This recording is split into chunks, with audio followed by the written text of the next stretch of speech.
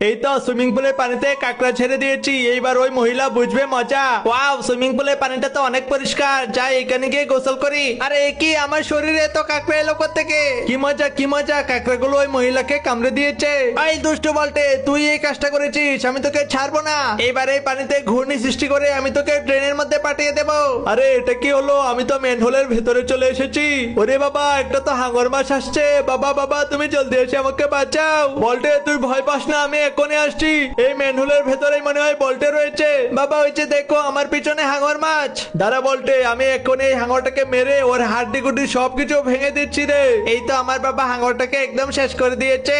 কিরে বলটে, তুই একে একে কোথায় চলে গিয়েছিলি রে? আজকে তোর বাবা না থাকলে তো তোর অনেক বড় বিপদ হতো। আচ্ছা যাই হোক, ওই দুষ্ট হাঙরটাকে মেরে এখন আমরা ফ্রাই করে খাবো। বন্ধুরা তোমরাও আমাদের জন্য লাইক সাবস্ক্রাইব করো। এই বাঘ মামা দাঁড়াও, এই যে দেখো রাস্তার মাঝখানে এটা কিসের গর্ত? আচ্ছা আমরা গাছের আড়ালে লুকিয়ে থাকি, এই গর্তের ভেতর থেকে মনে হয় কোনো প্রাণী বের হবে। আরে ভাগিনা, ওই যে দেখ, ওই গর্তের ভেতর থেকে তো একটা হাঁস বের হয়েছে। তাড়াতাড়ি চল ওকে গিয়ে ধরি।